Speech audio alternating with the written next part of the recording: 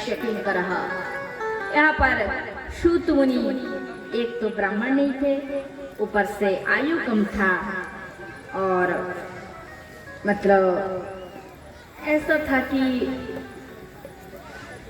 समाज में जिनका बहुत नाम होता है, जो पावर, जिनका मतलब जिनके ज्यादा पावर्स होते हैं, धन सम्मान पद, ये सब चीजों में वे कम थे। किंतु श्री सूत मुनि में इतने भागवत के, वेदों के, पुराणों के ज्ञान की अथाह गंगा थी, जिनके सामने सोनकादि ऋषियां नतमस्तक हो गए और कहा, है महामुनि, आप भागवत कथा हमें सुनाइए, ऐसी कथा सुनाइए जिसे कलयुग के मनुष्य के कल्याण हो। क्योंकि सत्यम नास्ति तपो सोचम दयावनम न विद्यते उदरम मरिणा जीव वगैरह कहा, ऊट भाषिना, कलयुग के जीव का स्वभाव उल्टा होंगे, खाली पेट पालने की विद्या उनको अर्जन होगी, शिक्षा प्राप्त करेंगे। इसलिए मानव के कल्याण के लिए, और सुनिए, बहुत लंबा चौड़ा मत बताना, थोड़े में बताना है? क्योंकि कलयुग के मनुष्य के पास समय बहुत कम होगा, एक जगह शांत होकर ज्यादा टाइम नहीं बैठ सकते। इसलिए ऐसी कोई दवाई बताना, दवाई छोटा और काम बहुत बड़ा, तो ये कलयुग के मानव सुनेंगे। आप ऐसी कोई विधि नियम बताएंगे जो 1 वर्ष का रहेगा, 10 वर्ष का रहेगा, तो कोई नहीं सुनेंगे। अच्छा, तो फिर क्या करें? बोले छोटे में बताना, थोड़े में बताना, ताकि कलयुग के मनुष्य से श्रवण करके अपने काम में लगा सके। तब सूत मुनि हंस पड़े, बोले बहुत अच्छा। तब उन्होंने भागवत कथा सुनाया, कहा कि 7 दिन का ही बस सुनना है। 7 दिन बहुत ज्यादा है क्या? बहुत ज्यादा नहीं है। तो 7 दिन सुनने से कलयुग के मानव को कल्याण होगा, और वो है श्रीमद् भागवत कथा। और कैसे है? बोले कालम व्यालम मुखुग्रासा त्रासन निन्नासा हेतवे श्रीमद् भागवतम शास्त्रम करो किरण भाषितम। कलयुग में भागवत कथा मुक्ति देने के लिए गर्जन कर रहा है, जिसकी शरण में आ जाएगा उसका कल्याण होगा। श्री नारद मुनि ने जब पृथ्वी में कलयुग में लोगों का मन असत में, अधर्म में है, ये सब देखकर दुखी हो गया, तो श्री नारद मुनि वृंदावन में गए, और वृंदावन में जाकर भक्ति देवी को देखा, जो कि दुखी होकर रो रही थी। नारद जी ने पूछा, देवी तुम दुखी क्यों हो? तो भक्ति ने कही, हे नारद जी, मेरे तो पुत्र है ज्ञान और वैराग्य, किंतु कलयुग में ज्ञान और वैराग्य का कोई भी ग्राहक नहीं है। लोगों का मन ज्ञान चाहता नहीं। अब दुकानदार क्या करते हैं? ग्राहक जो सामान ज्यादा चाहता है उसी को रखते हैं। अब ऐसे सामान जो ग्राहक मांगते ही नहीं रखेंगे थोड़ी ना। अब भक्ति देवी कह रही है ग्राहक नहीं है ज्ञान और वैराग्य के कलयुग में। अब मेरे दोनों पुत्र बूढ़े हो गए हैं, बेहोश होकर मेरी गोद में पड़े हैं, दुखी होकर रो रही है। नारद जी ने कहा, सुनो भक्ति देवी, एक काम करते हैं, तुम भगवान नाम का कीर्तन करो, मैं भगवान का स्मरण करता हूँ। देखो भगवान श्री हरि, भगवान ही तुम्हारे दुख का उपाय बता सकते हैं। नारद जी ने बहुत चेष्टा प्रचेष्टा की है, वेद पुराण पढ़ा, किंतु भक्ति देवी के पुत्र ज्ञान और वैराग्य जो है ना, उनको चेतना नहीं आई। तब आकाशवाणी हुआ, और उस आकाशवाणी ने कहा, एक साधु तुम्हें उपाय बताएंगे। नारद जी बहुत जगह गए, और इस प्रकार घूमते घूमते जो विशालापुरी में गए, और सनकादि ऋषियों का दर्शन हुआ। उनसे कहा, महाराज बताइए, भक्ति देवी के दोनों पुत्र कैसे पहली की तरह ठीक हो सकते हैं? सनकादि ऋषियों ने हंसते हुए कहा, बस अब इतनी चिंतित हो रहे, वो तो सरल बात, सरल उपाय है। बोले क्या? बोले केवल भागवत कथा का यदि पाठ हो तो ये भक्ति देवी के पुत्र क्या पूरे संसार पवित्र हो जाएंगे, समस्त संसार कलिकाल के दोष से मुक्त हो जाएंगे। नारद जी ने कहे तो बहुत अच्छी बात है, किंतु महाराज हम तो बद्रीनाथ में जो है ना बद्री का आश्रम है और बेचारी भक्ति देवी वृंदावन में है, फिर हम लोगों का संयोग कैसे होंगे फिर? तो शनक आदि ने कहा देखो एक उपाय है, हम लोग बद्री का आश्रम में है, बद्रीनाथ में है और भक्ति देवी है वृंदावन में, और इस दोनों के जो बीच का जो एकदम मिडिल पॉइंट है वो है हरिद्वार। ठीक, कोई गए होंगे तो मालूम होगा, बद्रीनाथ और वृंदावन की पूरा मिडिल पॉइंट पे बीचा बीच स्थान है हरिद्वार। हरिद्वार में जो आनंद नामक घाट है उसी पे भागवत कथा होगी। तो हम थोड़ा पीछे आ जाए, भक्ति देवी थोड़ा आगे हो जाए और बीच में मिलन हो जाएगा। बोले नहीं बहुत अच्छा। तब तो सनक आदि नारद जी सब मिलकर गए हैं हरिद्वार में, कथा शुरू हो गई। ऋषि मुनि को क्या थोड़ी ना पंडल बनाना है, साउंड वगैरह लगाना है, पेड़ वृक्ष वगैरह देख लिए बैठ गए और सामने श्रोता सब बैठ गए हैं। श्रीमद् भागवतम पीयूष रस लंपटा धावंत हप्पयाशुम सर्वप्रथम एज वैष्णव। थोड़ी ना अनाउंस करना पड़ता है, बस कानों कान खबर हो गया भागवत कथा होगी, हजार हजार ऋषि मुनि सब बैठ गए हैं। बढ़िया सुंदर रेत है, बाली का जगह है, सब आसन बैठ के बैठ गए और कथा सुनने लगे। ठीक, अब तो महाराज सदासेव्यम श्रीमद् भागवती कथा यस्य श्रवण मात्रेण हरिश्चित्त समाश्रयत् सकला भवन मध्ये निर्धनस्तेऽपि धन्या निवासति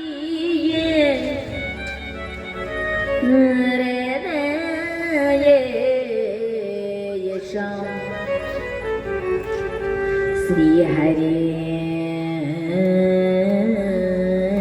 श्रीहरेर्भक्तिर्का। बड़ी सुंदर भागवत की चर्चा करने लगे। सकल भुवन मध्ये निर्धनस्तपि धन्या निवसति हृदयेषां श्रीहरिर्भक्तिर्का।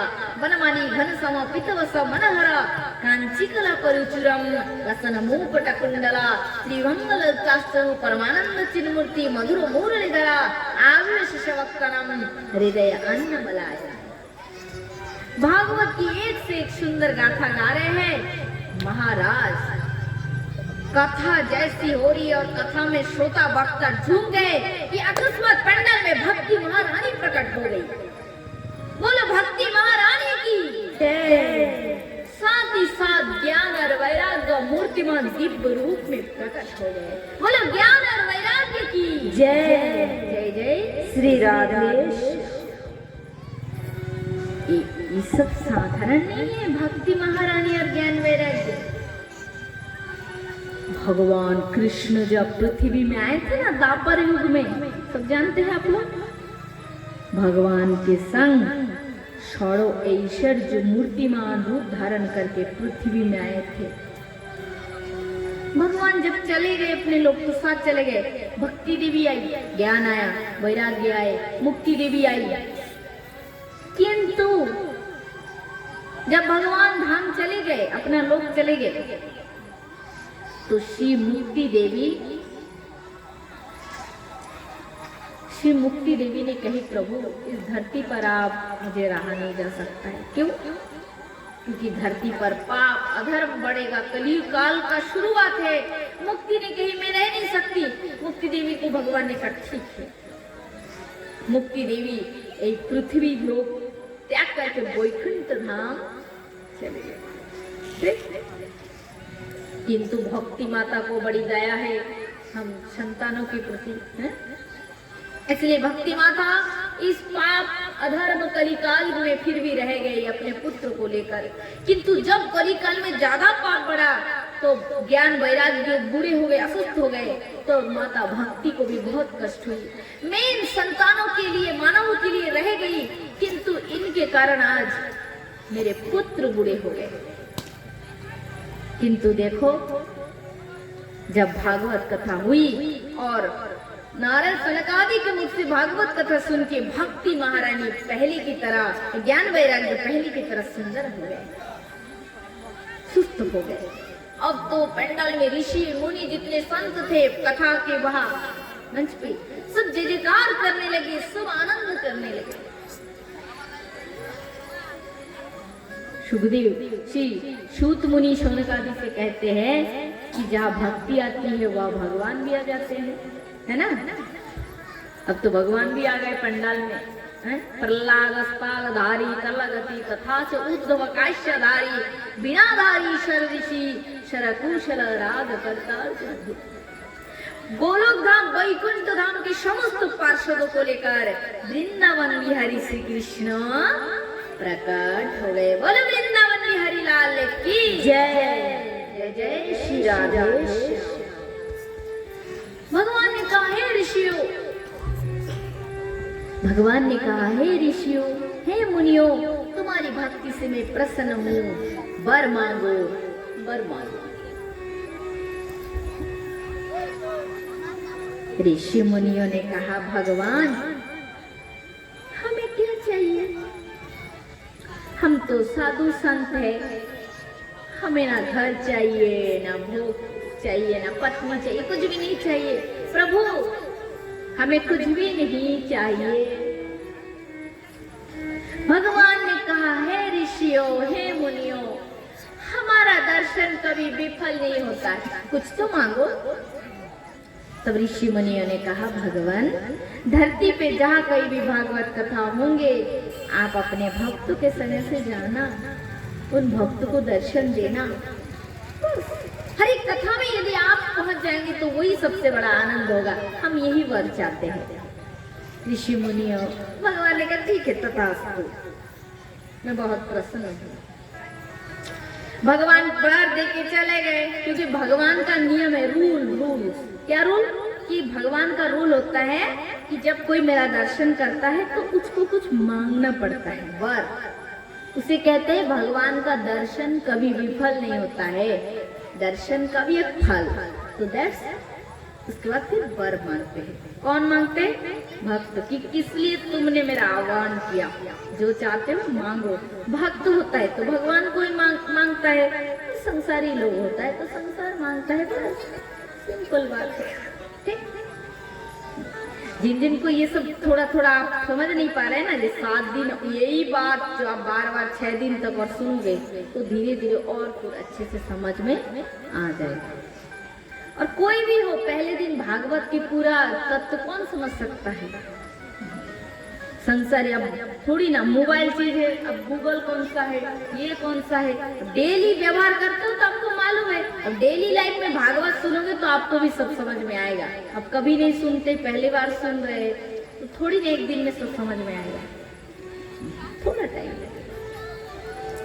तो महाराज भगवान अंतर्धान हो गए, किंतु उस पंडाल में नारद जी बैठे थे। नारद जी ने प्रश्न किया सनक आदि से, ये भागवत कथा आप कह रहे दुनिया के लोगों के लिए है, ये भागवत कथा, तो ये कथा कैसे कैसे लोगों को पवित्र कराएंगे, क्या क्या कर सकते हैं भागवत कथा? भागवत कथा की फायदा क्या है, मतलब सुनने से क्या लाभ होगा? नारद जी प्रश्न कर रहे, बहुत प्रकार से प्रश्न। तो सनकादि मुनियों ने कहा देखो ये भागवत कथा कितनी भी बड़े पापी से पापी, जिसने गाय हत्या की है, ब्राह्मण हत्या की है, माने जो मतलब दुनिया में ऐसा कोई पाप जिस पाप के लिए कोई भी गोती नहीं है, वो भागवत कथा उसको उस पापों से भी मुक्ति देंगे। बस सीधा उत्तर, कोई भी पाप हो कथा सुनने से मुक्त। नारद जी ने कहा बस, बोले नहीं खाली इतना ही नहीं, और है क्या?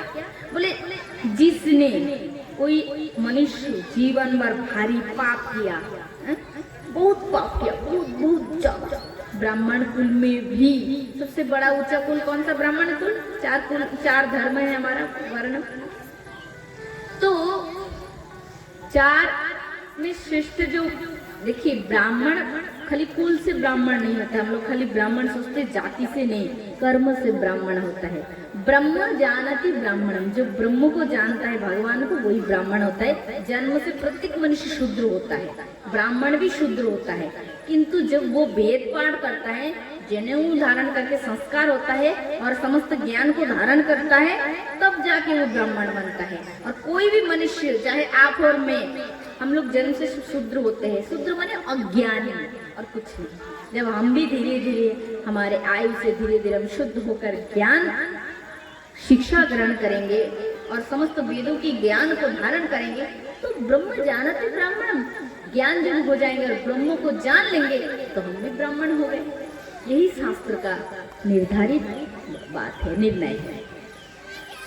तो महाराज, अब तो नारद जी ने कहा, महाराज अगर इतनी बात है, तो सनकादि ने कहा नहीं, सुनो, जिसने जीवन भर पाप किया, पाप करने के बाद अकाल मृत्यु हो गए, मृत्यु के बाद भूत बनकर इधर उधर लटक रहा है, भाग रहा है, और उस भूत के नाम में भी यदि भागवत कथा कराओगे, सुन लो आप सब ध्यान से, साधारण बात नहीं है, ठीक ठीक होता है ना, कितने कितने लोगों के घर में ऐसा होता है ना, मरता है अपमृत्यु, तो भूत बनता है और घर के लोगों को ही पता चल जाता है कि ये, अब ये कहते हैं, वो आवाज करता है, रोता है, टीना बजाता है, गिलास फेंकता है, वगैरह वगैरह, है ना, होता है कि नहीं? तो परिवार के लोग कहते हैं नहीं नहीं नहीं, अब तो गया जाना पड़ेगा, ये वो करना पड़ेगा। किंतु शनकादि ऋषि कह रहे हैं, कोई अपने परिवार के जो पिता हो अथवा दादू की दादी, हाँ ठकुमा, इन सब के नाम में होता है ना, तो आप उनके परलोक सुधारने के लिए यदि उनके नाम में भागवत कथा कराओगे तो वो भी मुक्त हो जाएंगे। तो कितना पावरफुल है भागवत कथा, बहुत ज्यादा। तो सनकादि भागवत कथा की पावर माने शक्ति को बता रहे हैं कि इसकी शक्ति कितनी है। सुनो, सुनने से क्या क्या होता है। जो जीवित अवस्था में पाप किए वो सुनने से तो माने हो जाएगा, उसका काम शुद्ध हो जाएगा, मुक्त हो जाएगा। जो मर गया पाप करके उसके नाम में भी कथा होगी तो वो भी मुक्त हो जाएगा। अच्छी ने कहा अच्छा चुनाव आप भागवत कथा से, बोले हाँ। बोले तो कोई प्रमाण दीजिए, क्योंकि नारद जी कह रहे हैं मैं तो साधु संत हूं, मैं तो विश्वास करता हूँ। कलिकाल के मनुष्य के लिए थोड़ा सा कुछ उदाहरण देके जाइए, सुनने से फिर ज्यादा विश्वास बढ़ेगा और सुनेगा तो उसका भी कल्याण होगा। तो शनकादि मुनि कहते हैं सुनो, एक गांव में, एक नगर में एक ब्राह्मण रहता था जिसका नाम था आत्मोदेव पंडित। उनकी पत्नी का नाम था देवी धुंधुली। धुंधुली झगड़ालू थी, ईर्ष्यालु थी, हिंसा करना, लोगों से झगड़ा करना, मारपीट देखना, तमाशा देखना, ये सब चीजों में रुचि। भक्ति पूजा पाठ से बहुत दूर, साधना संवरना, सुंदर रहना, खाना पीना मौज करना, आलस्य करना, ये सब मतलब पूरा फूल कलयुग के सब अवगुण उसमें वो रखती थी। ठीक, किंतु पंडित जी के घर संतान नहीं था। पंडित जी बहुत दुखी थे, दान आदि की है फिर भी घर थोड़ा साउंड मेरा बड़ा तो पंडित जी बहुत दुखी थे। इतना दान पुण्य किए, घर में पुत्र आदि नहीं हुआ, दुखी हो गए। उन्होंने सोचा मैं जीवन ही नहीं रखूंगा, इतना उम्र हो गया, मैं पुत्र के लिए भाग रहा हूं, तड़प रही, एक पुत्र भगवान मुझे नहीं दिया।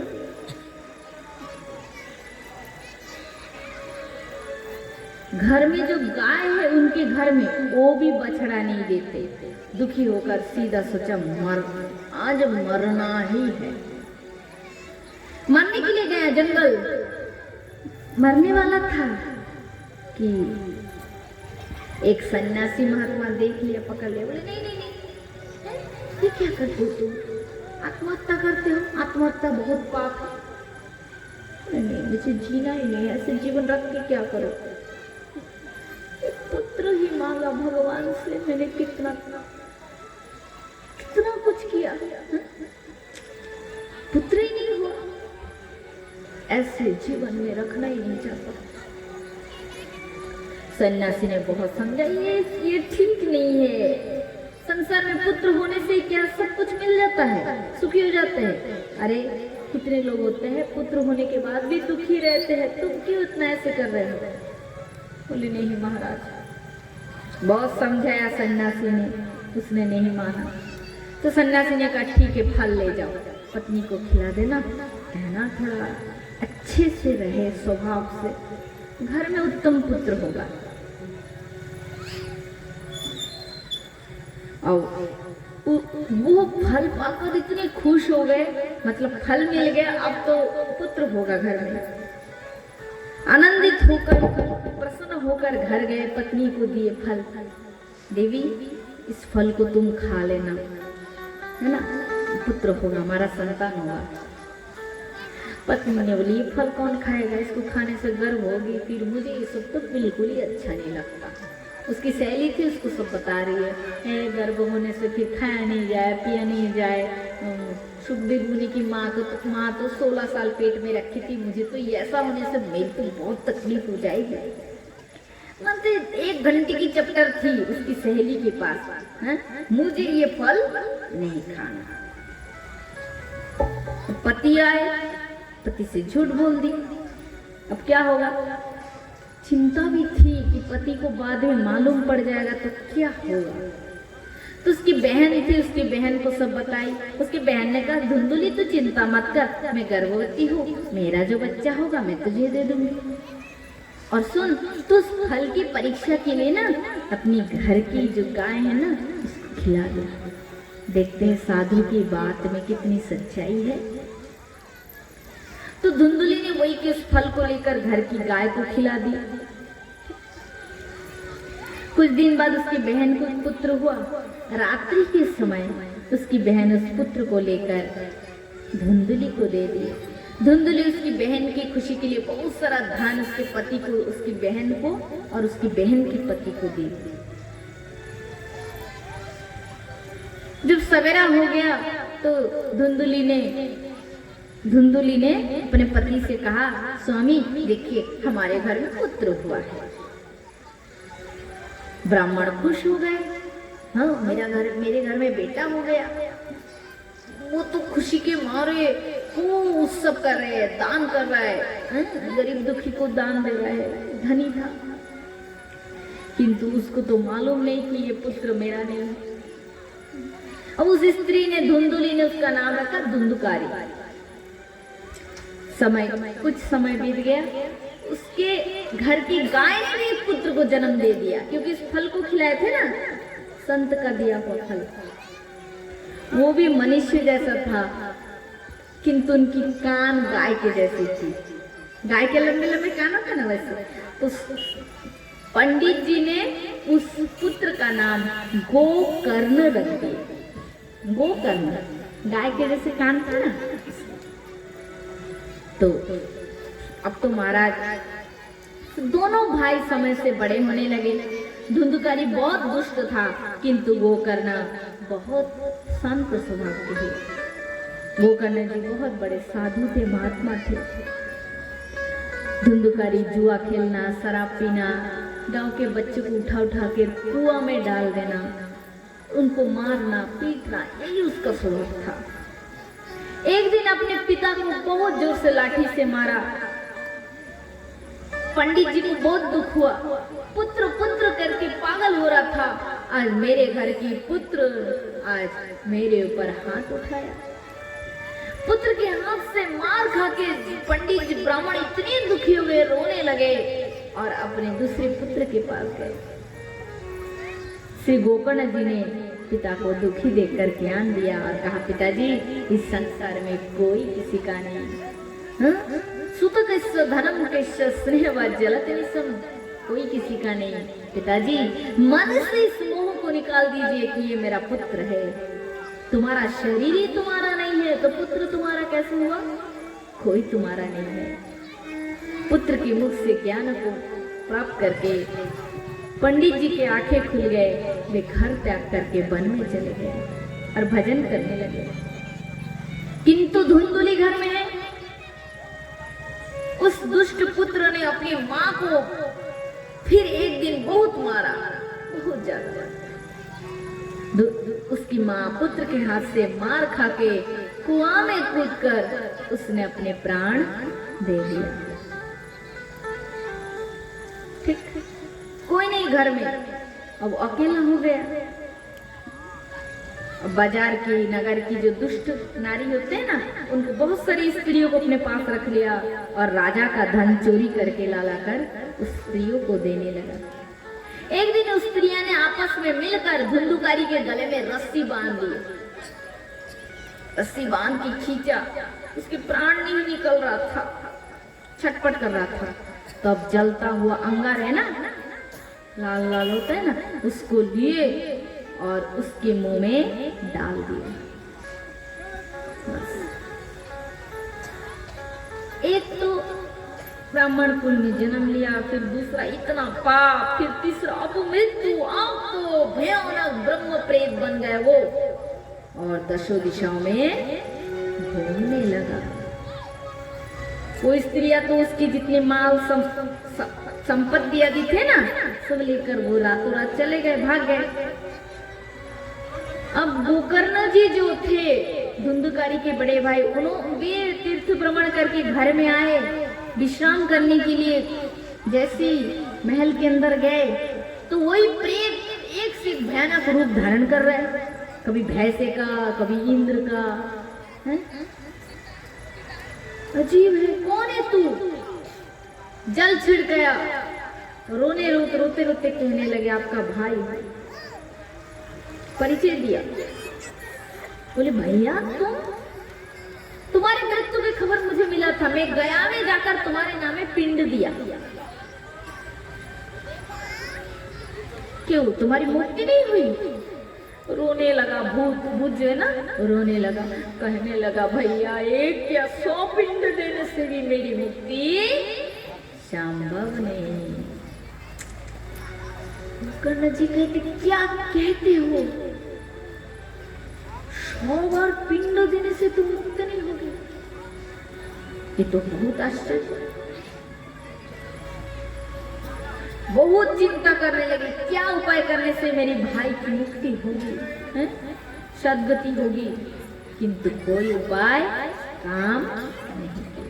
अंत में जब प्रभात हो गए तो सूर्य भगवान से पूछा गया, श्री भगवान मेरी भाई की मुक्ति का उपाय बताया। तो सूर्य नारायण भगवान गोकर्ण महापुरुष थे, उनकी प्रार्थना से प्रकट हो गए और सूर्य भगवान ने कहा, हे गोकर्ण, श्रीमद् भागवत के सप्ताह कथा की आयोजन करने से तुम्हारी भाई की मुक्ति हो जाएगी। ये सुनकर गोकर्ण जी बहुत प्रसन्न हुई है। मैंने सोचा था कोई दूसरा बहुत कठिन उपाय है, भागवत कथा 7 दिन की भागवत कथा, ये तो बहुत सरल उपाय है, सीधा उपाय है। तब शुक्ल पक्ष, कार्तिक महीने की शुक्ल पक्ष नवमी तिथि के दिन आसपास के सब गांव में पहले प्रचार किए भागवत कथा होगी, और नवमी तिथि कार्तिक महीने की शुक्ल पक्ष नवमी तिथि के दिन आप भागवत कथा आरंभ किए। सब जनता आ गए, बैठकर बढ़िया कथा सुन रहे हैं। किंतु वो जो भूत था ना, भूत प्रेत, वो हवा वायु रूप था, वो बैठ नहीं पा रहा था, हवा उसको फिर उड़ा कर ले रहा था। तब उन्होंने क्या किया, उस प्रेत को एक बांस दिखाई दिए। बांस जानते हैं ना, 7 गांठ वाले बांस था, उसमें वो भूत बैठ गए। ठीक, और भागवत कथा सुनने लगे। पहले दिन की कथा में पहला गांठ, दूसरे दिन की कथा में दूसरी गांठ, तीसरे में तीसरी, 7 गांठ 7 दिन की कथा में फट गए। और वो प्रेत अब प्रेत रूप में नहीं, भगवान विष्णु के पार्षद के रूप में प्रकट हो गए। बोले भक्त वत्सल भगवान की जय जय जय राधे श्याम। इसीलिए बांस जो होते हैं ना, लोग डरते हैं। बांस की जो होते हैं ना, लोग कहते हैं ना बांस खानदान में भूत है। क्यों? क्योंकि बांसों की जो गांठ होता है ना, भूत वायुरूप होता है ना, तो उस गांठ में जाके बैठते हैं। 7 दिन की कथा सुन के वो प्रेत विष्णु भगवान के जैसा रूप प्राप्त कर लिया। गोकर्ण जी ने पूछा तुम कौन हो? पंडाल में, कथा पंडाल में देखा तो कौन हो तुम? तो हाथ जोड़कर कहा हम आपके भाई है। प्रेत रूप थे ना, आप जैसे साधु की कितनी कृपा है। भागवत कथा सुना, अब देखो मैं विष्णु पार्षद बन गया। अच्छा, ये तो बहुत अच्छी बात है। अब तो विमान भी आ गए, विमान में बैठकर जाने भी वाले थे। तब उसी समय गोकर्ण जी ने प्रश्न किया पार्षद से कि हे पार्षद, प्रभु के पार्षद, आप एक ही विमान क्यों लेकर आए? इन सब श्रोताओं के और विमान कहाँ है? तो पार्षद ने कहा कथा के श्रवण में जब भेद होता है तो फल में भी भेद होता है। इस प्रेत ने जितनी भक्ति श्रद्धा पूर्वक कथा श्रवण करके कथा को हृदय में धारण किया, मनन चिंतन किया, अन्य लोगों ने वैसा नहीं किया। इसलिए इन सब लोगों के लिए विमान नहीं आया। अगर वे वैसे सुनेंगे और इनकी तरह वैसे ही भक्ति पूर्वक कथा श्रवण करके मनन करेंगे तो इनके लिए भी विमान आएंगे। सीधा उत्तर। कह के पार्षद विमान लेकर चले गए। धुंधुकारी तो आनंद में भरकर बैकुंठ जाने लगा। किंतु गोकर्ण जी को लगा अरे मैं कैसा संत हूँ, कैसा मेरा संतत्व है जो मैं 1000 लोगों को भगवान के लोक नहीं ले जा सकता। मैं हार नहीं मानूंगा। फिर भागवत कथा का आयोजन कराए। लोगों को कहा आ जाओ, एक बार गलती की तो किए, ठीक, इस बार गलती कोई मत करना। इस बार भागवत कथा हुई। लोगों ने भी सोचा हमने गलती किया, हमारे लिए भगवान के लोग से विमान ही नहीं आए, हम घाटे में थे। लोगों ने भी एकदम भक्ति पूर्वक कथा श्रवण किए, उत्तम मनन किए, चिंतन किए, शुद्ध भाव से 7 दिन व्रत पूर्वक रहे। और सुखदेव श्री कौन कह रहे हैं? सनकादि नारद जी से कह रहे नारद मुनि, कथा के अंतिम दिवस लाख लाख विमान उस कथा पंडाल में प्रकट हो गए। बोला राधे। हजारों लाखों विमान, जितने लोग थे सबके लिए अलग अलग विमान। शील सनकादि कहते हैं उस गांव में जितने पालित पशु थे ना, उन सभी उस भगवान के दर्शन मात्र से विष्णु स्वरूप प्राप्त हो गए और उस विमान में बैठकर भगवान के बैकुंठ गोलोक धाम प्रस्थान किए। भगवान आए और धुंधुकारी को हृदय, गोकर्ण जी को हृदय से लगा लिए। भगवान ने कहा तुम्हारे जैसे संत के लिए आज 1000 लोग सब मेरे धाम चले जा रहे हैं। इसलिए देखो, खाली वक्ता नहीं, श्रोताओं को भी वो नियम पालन करना है, तभी तो विमान आएगा। हा? हम कितना भी चिल्लाए, यदि आप उसी नियम से नहीं बांधेंगे तो कभी नहीं आ सकते भगवान के विमान। तो देखो कितनी फायदा है भगवान की कथा सुनने से। जितना भी आप धारण कर रहे हैं